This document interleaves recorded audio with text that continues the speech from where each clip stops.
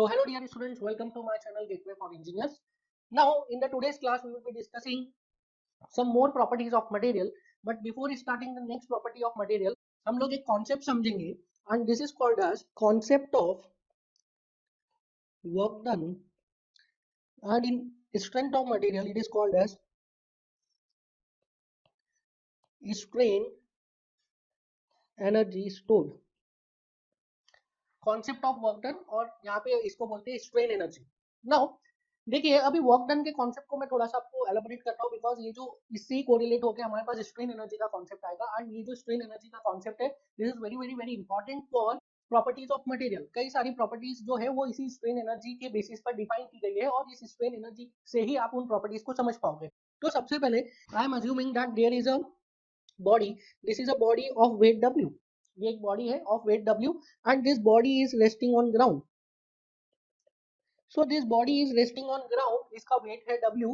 Now I want to do some work on this body, और उसको मैं plot करना चाहता हूँ on a graph. So मैं इसका लोड डिस्प्लेसमेंट ग्राफ बनाता हूँ, मैं इसका load displacement. So if I make load displacement graph, this is load and this is displacement. ठीक है, I am making load displacement graph. ठीक है, तो देखिए इस बॉडी पे मैं इस डायरेक्शन में लोड लगा रहा हूँ, अपवर्ड डायरेक्शन में, क्योंकि मुझे इस बॉडी में डिस्प्लेसमेंट चाहिए. सो दिस इज लोड P, और ये जो W इसका वेट लग रहा है वो कहाँ पे लग रहा है? इन दी डाउनवर्ड डायरेक्शन W. ठीक है, W लग रहा है डाउनवर्ड डायरेक्शन में, अपवर्ड डायरेक्शन में लग रहा है लोड P. नाउ मैं क्या कर रहा हूँ, इस P की वैल्यू अभी इनिशियली क्या है? P की वैल्यू इज 0. क्या कोई डिस्प्लेसमेंट आएगा? कोई डिस्प्लेसमेंट आएगा. P की वैल्यू है 1. क्या कोई डिस्प्लेसमेंट आएगा? कोई डिस्प्लेसमेंट नहीं आएगा. कब तक डिस्प्लेसमेंट नहीं आएगा? ठीक है, जब तक P की वैल्यू W के बराबर नहीं हो जाती. जब तक P की वैल्यू W के बराबर नहीं हो जाती तब तक कोई डिस्प्लेसमेंट नहीं आएगा. नाउ P की जस्ट वैल्यू हमने W के बराबर कर दी है, तो क्या कोई डिस्प्लेसमेंट आएगा? कोई डिस्प्लेसमेंट नहीं आएगा. Now we have to do work on this body. जब P की वैल्यू W के बराबर हो गई तो क्या हो जाएगा? This body becomes weightless. अब हमें क्या करना पड़ेगा? अब इस बॉडी पे हमें वर्क डन करना पड़ेगा, और जैसे ही मैं इस बॉडी पे वर्क डन करूंगा तो क्या होगा? इस बॉडी में डिस्प्लेसमेंट आएगा, एंड वो जो डिस्प्लेसमेंट है P इज W लोड पे, when P becomes equal to W, उस लोड पर क्या होगा? ये बॉडी को हम ऊपर की तरफ लिफ्ट कर पाएंगे. सो सबसे पहले मैंने क्या किया, कोई एक वेट रखा था, कोई बॉडी था, उसके ऊपर उस बॉडी के वेट के बराबर अपवर्ड डायरेक्शन में मैंने लोड लगा दिया. फिर मैं क्या कर रहा हूँ, उसके ऊपर उसको डिस्प्लेस करने की कोशिश कर रहा हूँ. तो क्या मुझे लोड बढ़ाना पड़ेगा? नहीं, लोड तो उतना ही रहेगा बॉडी के वेट के बराबर.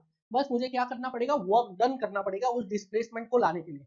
तो वर्क डन कब होता है? वर्क डन जब होता है जब आप जिस पॉइंट पे आप लोड लगा रहे हैं, suppose this is the point of application of load x, इसकी जो ग्राउंड से डिस्टेंस थी इट इज स्मॉल x.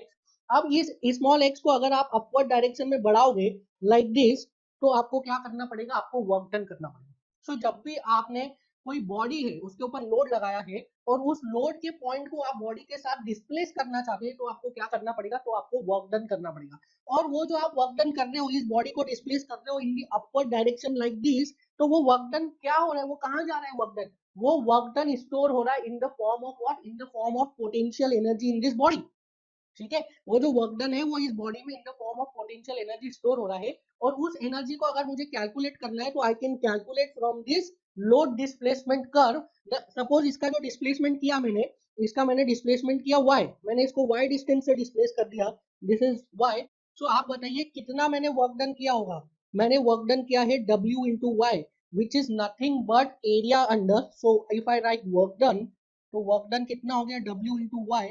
और ये वर्क डन क्या हो? This work done is nothing but area under load deflection curve, और you can say load displacement curve. सो जो आपने वर्क डन किया ऑन दिस बॉडी, वो वर्क डन किस फॉर्म में स्टोर हुआ? यहाँ पे वो वर्क डन स्टोर हो रहा है इन the form of potential energy. And जैसे ही आप उस पे से लोड हटाओगे तो बॉडी क्या होगा? नीचे की तरफ जाएगा. वो क्यों जाएगा? Because of that potential energy. ठीक है, सो ये जो वर्क डन स्टोर हुआ है किस फॉर्म में स्टोर हुआ है? This work done is stored in the form of what? In the form of potential energy.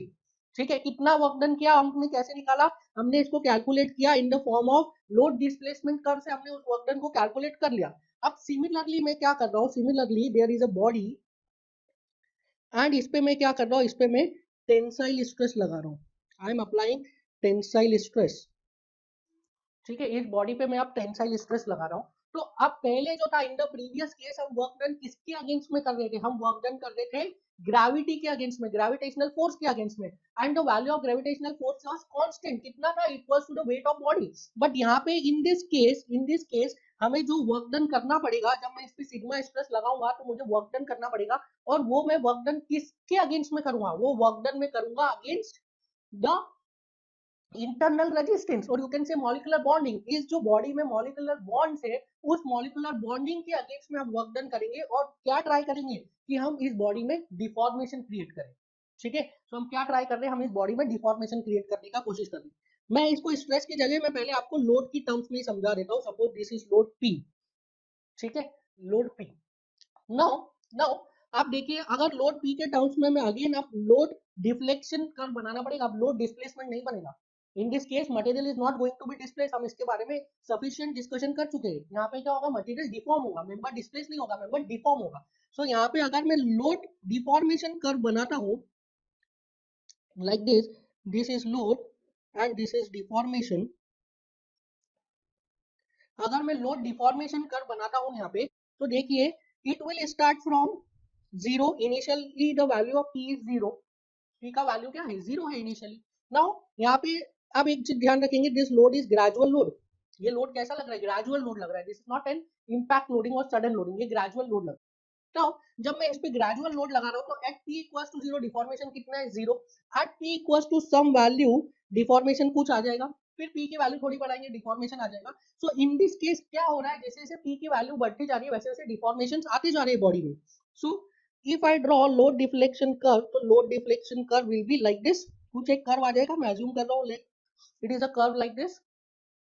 ठीक है, लोड डिफ्लेक्शन कर्व, मुझे कुछ एक कर्व मिलेगा, समझ में आ रहा है। आई एम नॉट अज्यूमिंग कि ये स्ट्रेट लाइन है या पैराबोला है, कुछ भी मैं अज्यूम नहीं कर रहा हूँ, आई एम अज्यूमिंग कि ये क्या मिल रहा है, मुझे एक कर्व मिल रहा है। नाउ इन दिस केस जो हमने लोड लगाया है और लोड लगाने की वजह से डिफॉर्मेशन आ रहे हैं, तो वो जो डिफॉर्मेशन आ रहे हैं वो जितना मैं वर्क डन कर रहा हूँ टोटल का total work done is not getting stored in the form of energy. देखिए यहाँ पे क्या हो रहा था, मैंने वर्क डन किया P इंटू वाई, इतना मैंने वर्क डन किया और टोटल वर्क डन क्या हो गया, स्टोर हो गया इन the form of energy. But here in this case मैंने वर्क डन किया है P इंटू, सपोज यहाँ पे डिफ्लेक्शन आ गया Y, here the load is P and deflection is Y, तो यहाँ पे in this case the work done is not completely stored in the form of energy, यहाँ पे work done completely store नहीं हुआ in the form of energy। क्यों नहीं store हुआ है, because some work done is lost, some work done is dissipated in the form of losses, in the form of heat energy। ठीक है, सो यहाँ पे भी जो वर्क डन स्टोर हुआ है बॉडी में वो कितना स्टोर होगा, that work done stored in the body is this area. इसके पहले वाले में भी वर्क डन कैसे निकाला था हमने, area under the load deflection curve, and here in this case also work done is what, work done is area under load deflection curve only. समझ में आया। तो ये जो बाकी का एरिया है, ये वाला एरिया टोटल तो इतना वर्क डन हमने किया है, ये रेक्टेंगल का एरिया आना चाहिए, इतना वर्क डन हमने किया है, बट ये वाला जो एरिया है this work done is lost in the form of losses, heat energy etcetera, and जो वर्क डन स्टोर हुआ है बॉडी में दिस ओनली। समझ में आया। And this work done is called as, this work done is called as strain energy. Initially क्या हुआ था, इनिशियली जो पहले वाला केस था इसमें क्या हुआ था, इसमें जो वर्क डन स्टोर हुआ था that work done was stored in the form of what, in the form of potential energy, क्योंकि जो बॉडी का हाइट था, मेंबर का हाइट था वो इंक्रीज हो गया था। But in this case member का हाइट इंक्रीज नहीं हो रहा है, मेंबर डिस्प्लेस नहीं हो रहा है, मेंबर डिफॉर्म हो रहा है। तो यहाँ पे जो वर्क डन स्टोर हो रहा है that work done is getting stored in the form of what, in the form of strain energy. So ये जो मैंने पूरा कहानी आपको बताया, जो पूरा मैंने डिस्कशन किया है आपके साथ, ये किस लिए किया है, ये मैंने इसलिए किया है because I want to tell you कि ये जो area under load deformation curve होता है, area under load deformation curve, this is nothing but this is strain energy stored in the member. समझ में आ रहा है, this is strain energy stored in the member. Now in the case of impact loading, अगर मैं यहाँ पे impact load लगाता था, now this is impact loading. Now अगर और इंपैक्ट लोडिंग को मैं प्लॉट करूँ विथ रिस्पेक्ट टू डिफॉर्मेशन, सो अगर मैं इंपैक्ट लोडिंग को डिफॉर्मेशन के अगेंस्ट प्लॉट करूंगा, तो इन the case of impact loading क्या होगा, क्या जीरो से स्टार्ट होगा लोड, नहीं, क्या मटेरियल है, ये बॉडी है, इस पे आप इंपैक्ट लोड लगा रहे, तो क्या 0 1 2 3 4 ऐसा जाओगे, नहीं, you will directly go from 0 to 10। अगर 10 का इंपैक्ट लोडिंग लगा रहे तो 1 2 3 4 आएगा ही नहीं।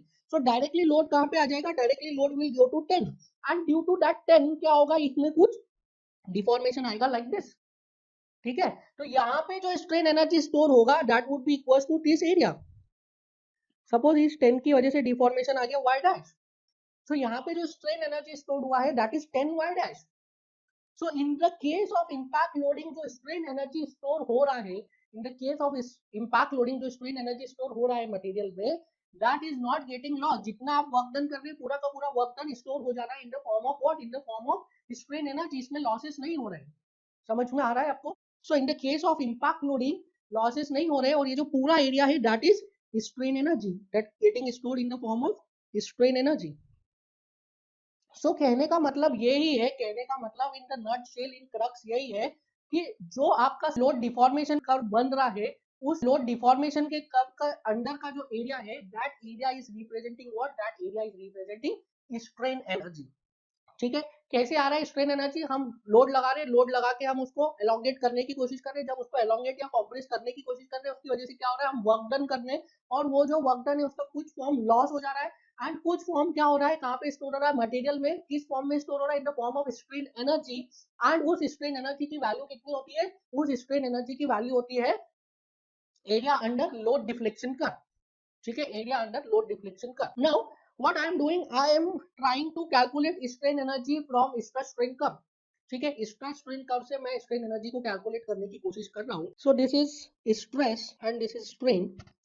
सो now what I am trying to do, I am trying to correlate कि जो स्ट्रेन एनर्जी स्टोर हो रहा है उसको हम लोड डिफ्लेक्शन कर्व से तो निकाल ही सकते हैं, उसी स्ट्रेन एनर्जी को I want to correlate with stress strain curve.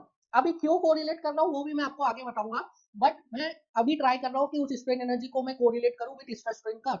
Now मैं कोई एक पर्टिकुलर मटेरियल की बात नहीं कर रहा हूँ, मैं जनरलाइज बात कर रहा हूँ। That is why I am considering stress strain curve like this.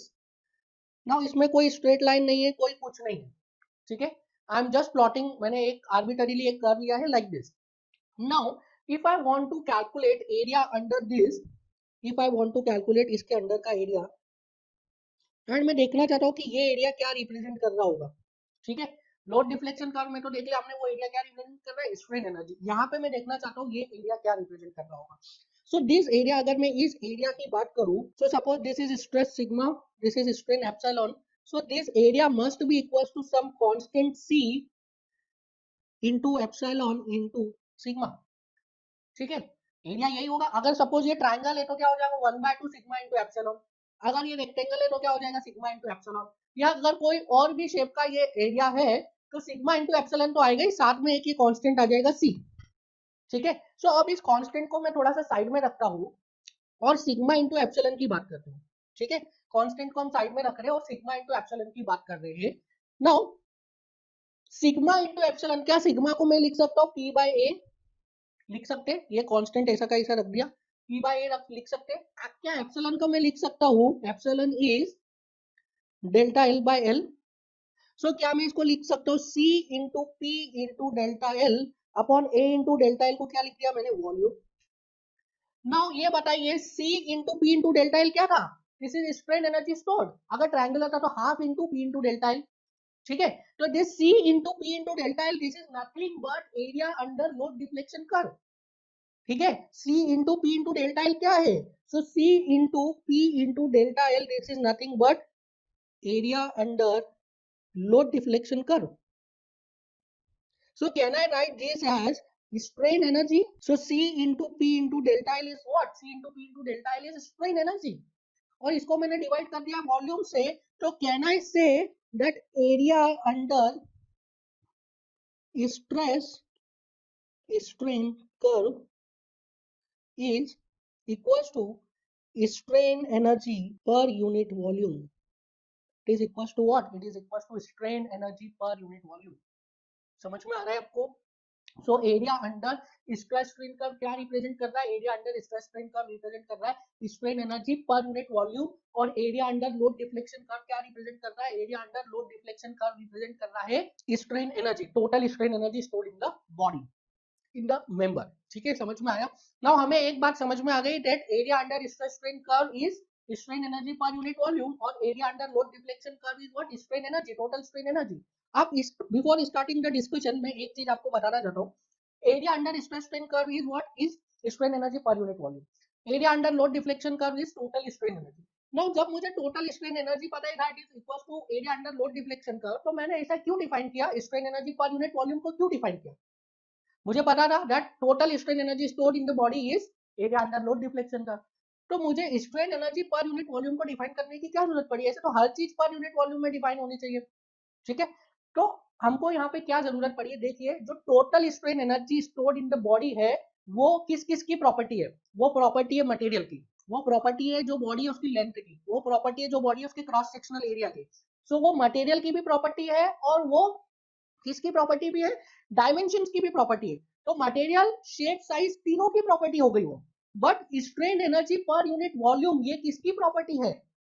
ठीक है, इसमें क्या आ रहा है? Stress and strain. So strain energy per unit volume it is the property of material alone, ठीक है। वो डायमेंशंस पे, शेप पे, साइज पे डिपेंड नहीं कर रहा है।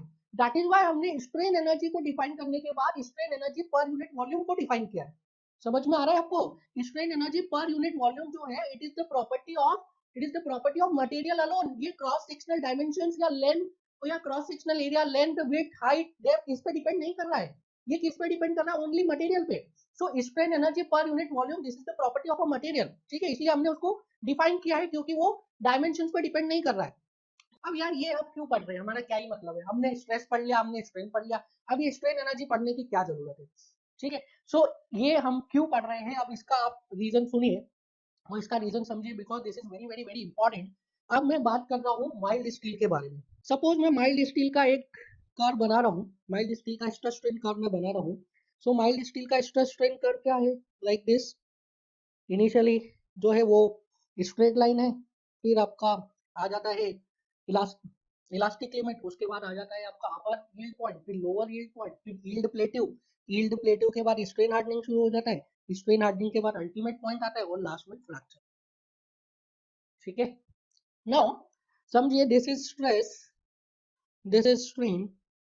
अब देखिए मैं माइल्ड स्टील के लिए बात कर रहा हूँ और यहाँ पे मैं बहुत सारे आपको इंपॉर्टेंट कोरिलेशंस दूंगा। सो ये माइल्ड स्टील का जो हमने कर्व बनाया है, ये माइल्ड स्टील का कर्व हमने फॉरेस्ट लोडिंग बनाया, एक ग्रेजुअल लोड लगाते गए। माइल्ड स्टील में पहले जीरो था, फिर बढ़ाया बढ़ाया बढ़ाया बढ़ाया, स्ट्रेस को बढ़ाते गए, कहां तक बढ़ा? Up to fracture point, up to fracture point. So मुझे फ्रैक्चर पॉइंट को डिफाइन करना है, तो मैं कैसे डिफाइन कर सकता हूँ? आप कैसे बोल सकते हो कि इस पॉइंट पे फ्रैक्चर आएगा? क्या आप ये बोल सकते हो कि जब मटेरियल फ्रैक्चर स्ट्रेस को अचीव कर लेगा तब फ्रैक्चर आएगा? क्या आप ये बोल सकते हो? Suppose this is sigma fracture, क्या मटेरियल फ्रैक्चर स्ट्रेस को अचीव कर लेगा? जब मटेरियल में फ्रैक्चर स्ट्रेस आ जाएगा तब मटेरियल फेल होगा? नहीं, you cannot say this. इस पॉइंट पे भी तो आ रहा है फ्रैक्चर स्ट्रेस, यहाँ पे भी तो आ गया fracture stress. So you cannot say this. You can say this कि मटेरियल में जब इतना स्ट्रेन आ जाएगा, फ्रैक्चर स्ट्रेन, इसको I will write this is epsilon F. So आप ये बोल सकते हैं कि जब एप्सिलॉन एफ स्ट्रेन आएगा तब मटेरियल फेल हो जाएगा। तो क्या आप स्ट्रक्चर को डिजाइन करेंगे विद रिस्पेक्ट टू स्ट्रेन? क्या स्ट्रेन के रिस्पेक्ट में डिजाइन कर सकते हैं आप स्ट्रक्चर को? स्ट्रक्चर को किसके रिस्पेक्ट में डिजाइन करोगे? स्ट्रक्चर को आप डिजाइन करोगे with respect to stress, not strain, because आप स्ट्रक्चर को डिजाइन करते हैं लोड के लिए, ठीक है। सो यहाँ पे क्या प्रॉब्लम आ रही है? यहाँ पे प्रॉब्लम ये आ रही है कि मटेरियल का जो फ्रैक्चर है वो आप नहीं डिफाइन कर पा रहे हो with respect to what? With respect to stress आप नहीं डिफाइन कर पा रहे। आप बोलोगे कि ये स्ट्रेस सिग्मा एफ स्ट्रेस पे मटेरियल क्या हो जा रहा है? सिग्मा एफ स्ट्रेस पे मटेरियल फेल हो जा रहा है, तो वो तो हो नहीं रहा है, यहाँ पे ऑलरेडी अचीव कर लिया, फेल तो हुआ नहीं।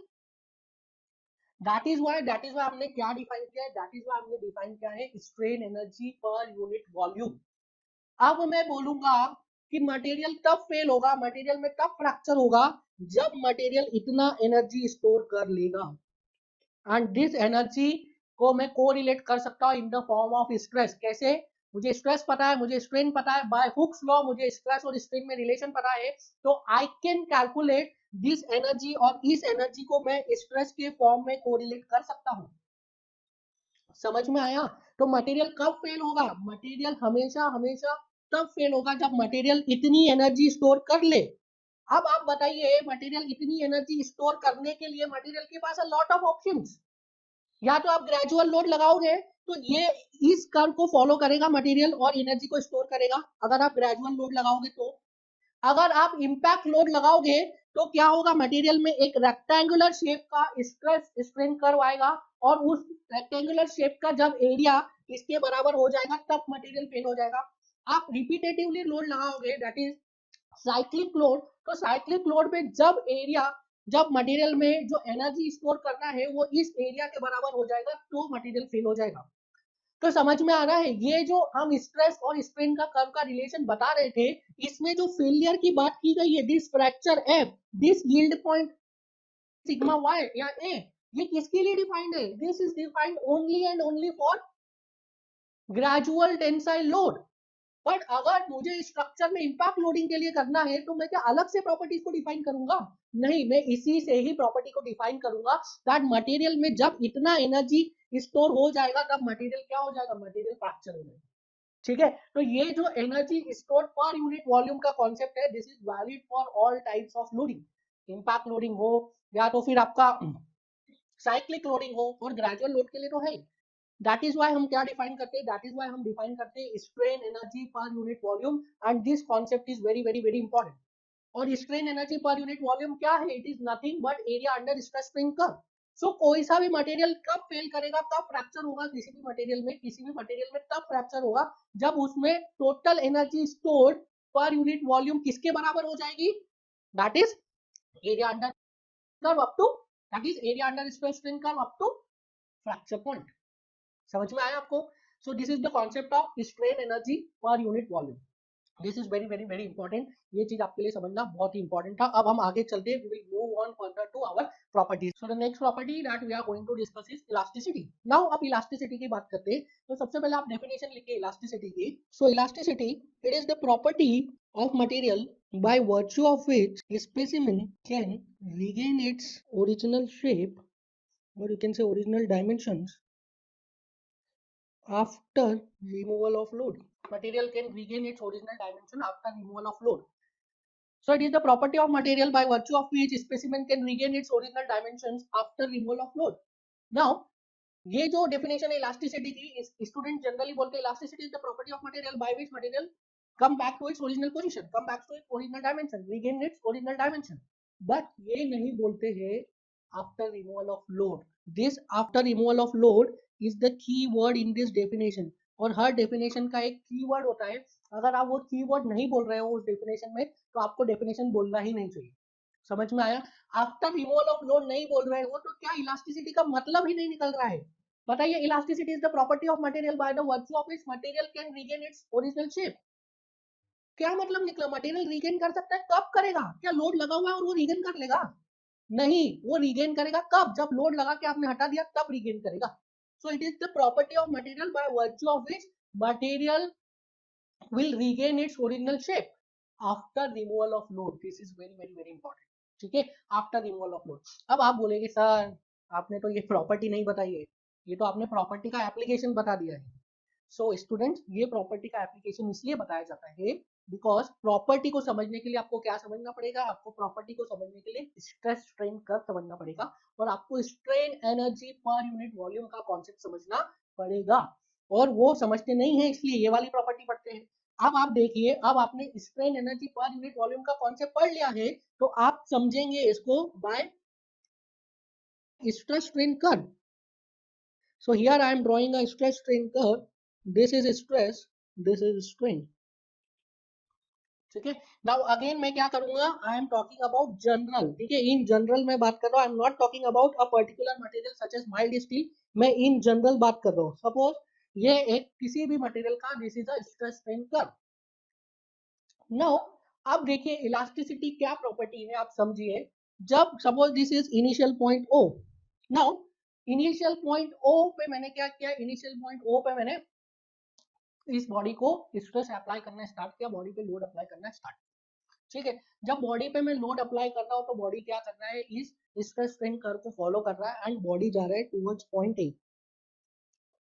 नाउ आई एम अज्यूमिंग कि इस मटेरियल के लिए जो पॉइंट ए है, this point is elastic limit, this point is elastic limit. ठीक है, this point A is elastic limit. Now elasticity क्या प्रॉपर्टी है? इलास्टिसिटी वो प्रॉपर्टी है मटेरियल की, मैंने इसको लोड किया फ्रॉम 0 टू ए, 0 से ए तक मैंने लोड किया तो क्या हुआ, इस मटेरियल में पूरी ये स्ट्रेन एनर्जी स्टोर हो गई। 0 टू ए मैंने इसको लोड किया तो क्या हुआ, ये जो एरिया दिख रहा है आपको इन द ब्लू है तो पोजीशन, ये स्ट्रेन एनर्जी स्टोर हो गई। सो इलास्टिसिटी वो प्रॉपर्टी है मटेरियल की जिस प्रॉपर्टी की वजह से मटेरियल क्या करता है, जितनी भी स्ट्रेन एनर्जी मटेरियल में स्टोर हुई है वो पूरी की पूरी स्ट्रेन एनर्जी रिलीज कर देता है आफ्टर रिमूवल ऑफ लोड। समझ में आया? इलास्टिसिटी वो प्रॉपर्टी है मटेरियल की जिसकी वजह से मटेरियल पूरी की पूरी एनर्जी रिलीज कर देता है after the removal of load.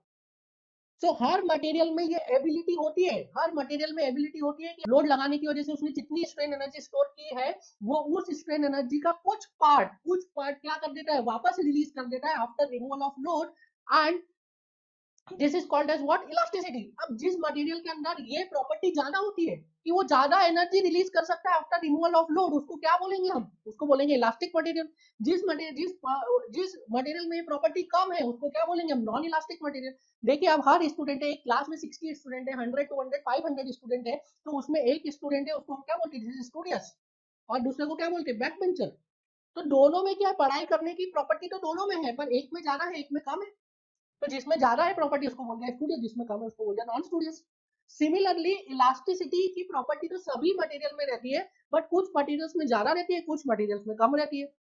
So Jin material में इलास्टिसिटी की प्रॉपर्टी ज्यादा है, मतलब वो ज्यादा एनर्जी रिलीज कर सकते हैं आफ्टर रिमूवल ऑफ लोड, उसको हम क्या बोलते हैं, उसको हम बोलते हैं इलास्टिक मटेरियल। यहाँ पे आपको एग्जांपल आता है, यहाँ पे देखिए जो पहले वाली प्रॉपर्टी है ना, it is the property of material by the virtue of which specimen can regain its original shape after removal of load. ये डेफिनेशन आप जब बोलते हैं ना, तब ये डेफिनेशन तो आप जस्टिफाई नहीं कर पाओगे। क्यों? क्योंकि एग्जामिनर आपसे पूछ लेगा ठीक है आप बताओ कि रबर ज्यादा इलास्टिक है जो हेयर बैंड में, हेयर्स में लगाती है लड़कियां, और आप नोट्स में लगाते हैं, जो नॉर्मली दुकानदार नोट्स में, बैंक में नोट्स के ऊपर लगाते हो जो रबर बैंड, वो रबर बैंड ज्यादा इलास्टिक है या स्टील ज्यादा इलास्टिक है?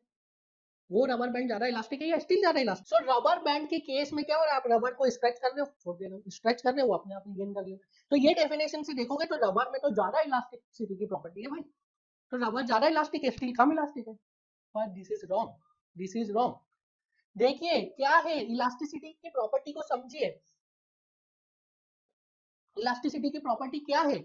इलास्टिसिटी की प्रॉपर्टी है कि कितनी एनर्जी रिलीज कर पा रहा है maximum after removal of load, कितनी एनर्जी रिलीज कर पा रहा है। So it is area under strain curve up to elastic point, maximum उतनी एनर्जी रिलीज कर सकता है।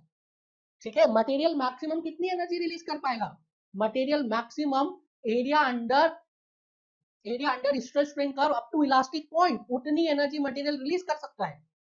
ठीक है, सो रबर का अगर आप एरिया देखोगे, रबर की स्ट्रेस स्ट्रेन कर्व का एरिया देखोगे अप टू इलास्टिक लिमिट, तो that area is less. And आप स्टील का एरिया देखोगे up to elastic limit, that area is more. That is why steel is more elastic than rubber. समझ में आया आपको? ये डेफिनेशन से फंसोगे हमेशा। ठीक है, so steel is more elastic than rubber, मतलब क्या, स्टील ज्यादा एनर्जी रिलीज कर सकता है आफ्टर दी, स्टील ज्यादा एनर्जी रिलीज कर सकता है per unit volume after removal of load as compare to rubber. Rubber उतनी ज्यादा एनर्जी नहीं रिलीज कर सकता आफ्टर रिमूवल ऑफ लोड, क्योंकि रबर के जो इलास्टिक लिमिट है, इलास्टिक लिमिट के अंदर का area of stress strain curve up to elastic limit for rubber is less, and area under stress strain curve up to elastic limit for steel is more. समझ में आया? So steel is more elastic than rubber, क्यों? क्योंकि steel ज्यादा strain energy release कर सकता है after removal of load.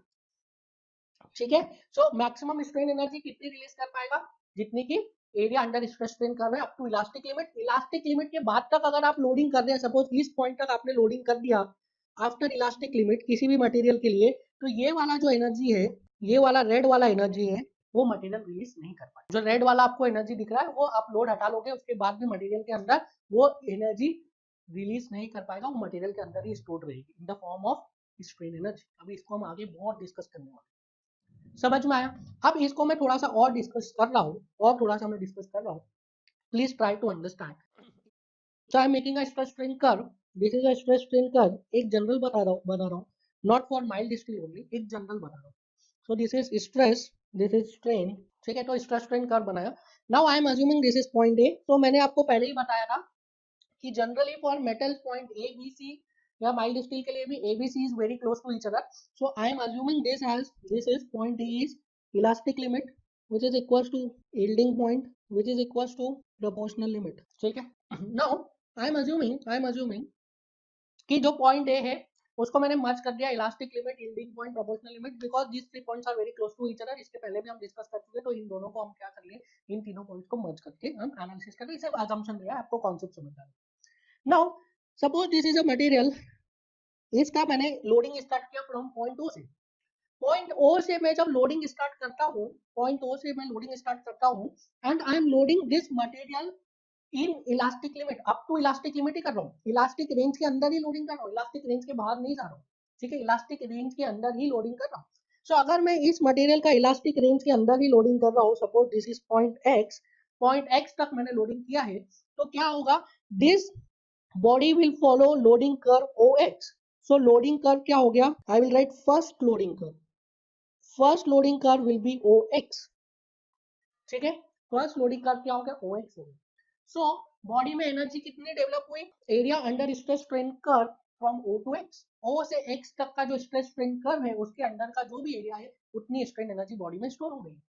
Now जब मैंने बॉडी को रिलीज किया, लोड को रिलीज कर दिया, तब क्या होगा, since the strain energy stored per unit volume is less than the maximum strain energy which can be released by the property of elasticity, that is area under stress strain curve up to elastic limit. इससे कम था ना strain energy stored per unit volume, तो material क्या करेगा, पूरी की पूरी energy release कर देगा. और यहाँ पे जो मटेरियल एनर्जी रिलीज करेगा तो वो अनलोडिंग कर्व कौन सा फॉलो करेगा, तो अनलोडिंग कर्व वो फॉलो करेगा XO.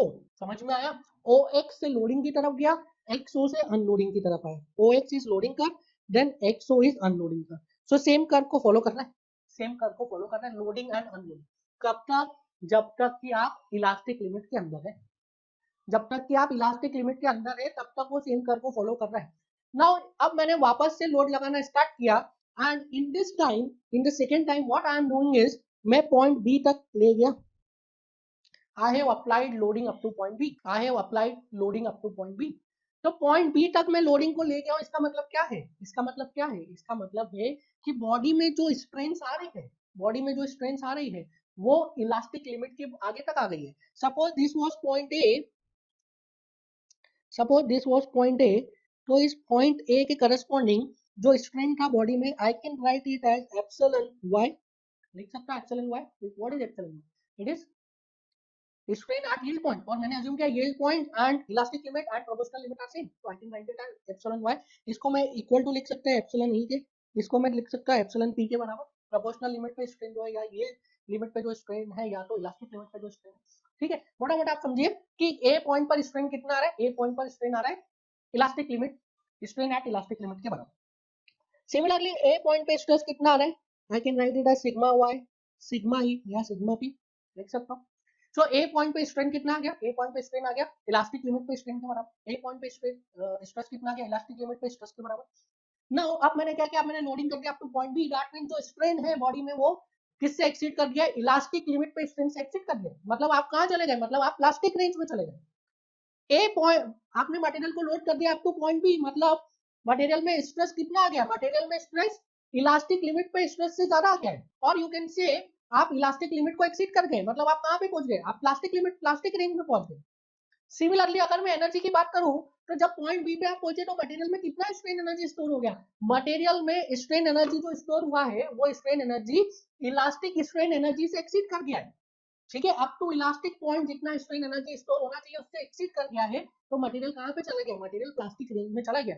तो प्लास्टिक लोडिंग को डिफाइन करने का 3 तरीका बता दिया मैंने आपको. अगर उसमें स्ट्रेन जो है वो इलास्टिक लिमिट में स्ट्रेन से ज्यादा हो गया तो वो प्लास्टिक रेंज में चला गया. अगर मटेरियल में स्ट्रेस जो है वो इलास्टिक स्ट्रेस से ज्यादा हो गया तो मटेरियल प्लास्टिक रेंज में चला गया. या तो फिर मटेरियल में जो स्ट्रेन एनर्जी स्टोर हुई है ड्यू टू लोडिंग, वो maximum elastic strain energy per unit volume से ज्यादा हो गई तो मटेरियल कहां पे चला गया, मटेरियल प्लास्टिक रेंज में चला गया. नाउ अगर मैंने मटेरियल को प्लास्टिक रेंज में डाल दिया है तो मटेरियल ने जो लोडिंग कर्व फॉलो किया है, so if I write second loading curve, if second loading curve is O to B, second loading curve कहां से O to B, तो यहाँ पे second then second unloading curve क्या आएगा,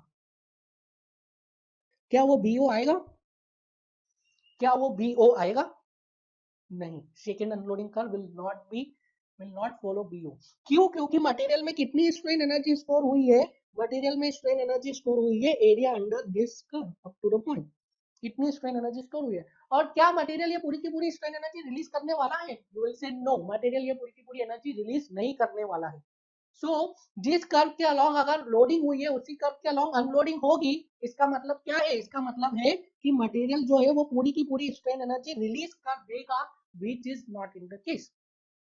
So यहाँ पे जो अनलोडिंग कर्व आएगा, that unloading curve will be parallel to initial portion of stress strain curve. मैं इसको थोड़ा आपको जूम करके बता, देखिए इस टाइप से आएगा। So जो अनलोडिंग कर्व आएगा, in this case the unloading curve will be parallel to the initial portion of stress strain curve like this. So यहाँ पे अनलोडिंग कर्व क्या हो गया? Suppose this is O dash. So unloading curve क्या हो गया? Unloading curve will B BO dash. Unloading curve is BO dash. समझ में आ रहा है? And OA is parallel to BO dash. OA is parallel to BO dash. Unloading curve किसके parallel हो गया? Unloading curve will be parallel to initial portion of stress strain curve. समझ में आया? एंड दिस OO डैश, ये जो OO dash है, what is this? This is plastic strain, जो कि बॉडी रिगेन नहीं कर पाया है। उस स्ट्रेन को बॉडी रिगेन नहीं कर पाया। This is plastic strain OO dash. और ये जो एरिया है, if I write this area, what is this area? This area is accumulated strain energy. Strain energy जो बॉडी में रह गया है even after release of load, ये strain energy क्या है? बॉडी में accumulate हो गया है। ये वो strain energy जो बॉडी रिलीज नहीं कर पाया है। तो स्ट्रेस स्ट्रेन कर्व के जो राइट वाला एनर्जी है ना, सो स्ट्रेस स्ट्रेन कर्व के जो राइट वाला एनर्जी है, दिस एनर्जी वो क्या करता है? मटेरियल रिलीज कर देता है। और जो लेफ्ट वाला एनर्जी है ना, दिस एनर्जी, ये मटेरियल रिलीज नहीं कर पा रहा है। Now this area जो कि लेफ्ट में है, this is called as plastic strain energy per unit volume. And ये वाला जो एरिया है, दिस एरिया को भी मैं हैश कर दे रहा हूँ। This area is called as hyper elastic strain energy per unit volume. Hyper elastic strain energy per unit volume. Now यहाँ पे आप अब नेक्स्ट कॉन्सेप्ट समझिए। अब अगर मैंने मटेरियल का लोडिंग स्टार्ट किया है, वापस मटेरियल को मैंने पहले लोड किया फ्रॉम 0 to X, ठीक है, फिर मैंने अनलोड कर दिया, फिर मैंने लोड किया फ्रॉम 0 to B, ठीक है, तो फिर अनलोड किया तो कहाँ पे आ गया? From B to O dash. अगर मैं अब O डैश से वापस से लोडिंग स्टार्ट करता हूँ, O डैश पे से वापस से लोडिंग स्टार्ट करता हूँ, तो मटेरियल कौन से कर्व को फॉलो करेगा? मटेरियल फॉलो करेगा O डैश B कर्व को। मटेरियल फॉलो करेगा O डैश B कर्व को। और मटेरियल कहां तक इलास्टिक रहेगा? मटेरियल इलास्टिक रहेगा up to point B. So if I write third loading curve will be O dash B. Third loading curve क्या आ गया? Third loading curve O dash B. And material की elastic limit कहां तक हो गई? Up to point B. So reloading की वजह से क्या हो रहा है? रीलोडिंग की वजह से मटेरियल की इलास्टिक लिमिट इंक्रीज होती जा रही है। और आप देखिए यहाँ से पहले B, फिर मैंने C तक लोड किया, सपोज यहाँ पे मैंने अप टू पॉइंट C तक लोड किया, तो ये O डैश B C को फॉलो करेगा। फिर मैंने अनलोड कर दिया तो ये इसके पैरेलल आ जाएगा। फिर मैंने लोड किया तो O डैश C D तक फॉलो होगा।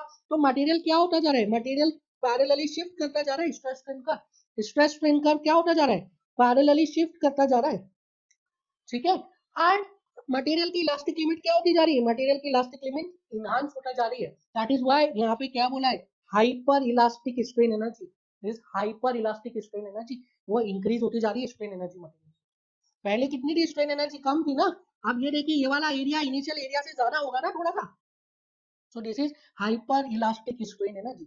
हाइपर इलास्टिक स्ट्रेन एनर्जी समझ में आया? सी पॉइंट पे जाओगे तो फिर उसकी इलास्टिक लिमिट थोड़ी सी बढ़ जाएगी, ठीक है। तो फिर हाइपर इलास्टिक स्ट्रेन एनर्जी आ जाएगी। इस टाइप से जो है स्ट्रेस स्ट्रेन कर्व कहाँ पे शिफ्ट होता जाएगा? पैरेलली शिफ्ट होता जाएगा टुवर्ड्स पॉइंट फ्रैक्चर पॉइंट। समझ में आ रहा है? तो मटेरियल में इलास्टिक लिमिट क्या होती जा रही है? इंक्रीज होती जा रही है। इसी से ही देखिए मटेरियल में क्या होता जा रहा है? मटेरियल में ब्रिटलनेस इंक्रीज होती जा रही है, ठीक है। मटेरियल में क्या होगा? मटेरियल ब्रिटल की तरफ जाता जाएगा। जैसे ही आप रीलोडिंग करते जाओगे तो मटेरियल में ब्रिटलनेस इंक्रीज होती जाएगी। मटेरियल की स्ट्रेंथ क्या हो रही है, if you are considering yield stress as the strength of material, तो मटेरियल की स्ट्रेंथ क्या होती जा रही, बढ़ती जा रही है। तो आपने कंक्रीट अगर पढ़ा है तो कंक्रीट में पढ़ा होगा कि Fe415 बार्स को हम कैसे बनाते हैं, Fe415 बार्स को हम माइल्ड स्टील से ही बनाते हैं। माइल्ड स्टील में ही हम क्या करते हैं, साइक्लिक लोडिंग करते हैं, माइल्ड स्टील में ही हम क्या करते हैं, स्ट्रेन लगा के छोड़ देते हैं। तो माइल्ड स्टील से Fe415 की स्ट्रेंथ बढ़ जाती है। ठीक है, माइल्ड स्टील की फ्रैक्चर स्ट्रेंथ कितनी थी, माइल्ड स्टील की फ्रैक्चर स्ट्रेंथ थी 434, Fe415 इट इज 415। ठीक है, तो माइल्ड स्टील से ही आप Fe415 बार्स को बनाते हैं। समझ में आ रहा है, कैसे बनाते हैं, इसी से ही बनाते हैं, लोड लगा के छोड़ देते हैं, तो क्या हो जाता है, मटेरियल की स्ट्रेंथ बढ़ जाती है। माइल्ड स्टील ज्यादा डक्टाइल है, Fe415 कम डक्टाइल है, ब्रिटलनेस बढ़ गई, स्ट्रेंथ बढ़ गई, ब्रिटलनेस बढ़ गई। समझ में आया। सो थ्रू दिस कॉन्सेप्ट हम क्या कर रहे हैं, थ्रू दिस कॉन्सेप्ट मटेरियल की इलास्टिसिटी इंक्रीज हो रही है। नाउ अब एक चीज और आप समझ लीजिए, last concept in this, that is ये जो कर्व है अनलोडिंग का curve from B to O dash, ये पैरेलल क्यों है ओ ए से। ठीक है, ओ ए के पैरेलल है ना O dash B, why O dash B is parallel to O A, because जो इनिशियल स्लोप होता है स्ट्रेस स्ट्रेन कर्व का, वो क्या रिप्रेजेंट करता है, the initial slope of stress strain curve represents Young's modulus of elasticity. And Young's modulus of elasticity क्या है, Young's modulus of elasticity, Young's modulus of elasticity is the property of what? It is the property of material. So Young's modulus of elasticity is the property of material. That is why property of material इस पे depend नहीं करती है कि आप किस point तक load कर रहे हो, कहां से अनलोड कर रहे हो। ठीक है, प्रॉपर्टी ऑफ मटेरियल तो मटेरियल की इनहेरेंट प्रॉपर्टी है वो। आप माइल्ड स्टील के लिए देखिए, आप मीडियम कार्बन स्टील के लिए देखिए, आप हाई कार्बन स्टील के लिए देखिए, सबके लिए property of material that is Young's modulus of elasticity is same. So initial portion of stress strain curve किसको रिप्रेजेंट कर रहा है, वो रिप्रेजेंट कर रहा है यंग्स मॉड्यूलस ऑफ इलास्टिसिटी को।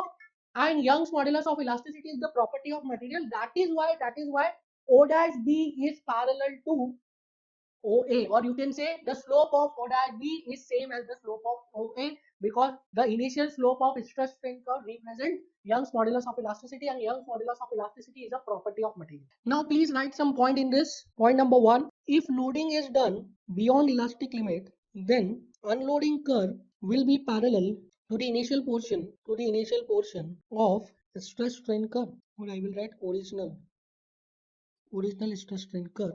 नेक्स्ट पॉइंट लिखिए, in case of cyclic loading beyond in case of cyclic loading beyond elastic limit, in every cycle certain fraction of strain energy remained stored in the specimen, which is utilized for plastic strain, and in next cycle yield stress increases. Such increase in yield limit is known as strain hardening. Such increase in yield limit is known as strain hardening. So I hope कि आपको पूरा concept strain energy का and elasticity का समझ में आया होगा। We'll meet in the next class and आगे की प्रॉपर्टीज डिस्कस करेंगे। Thank you.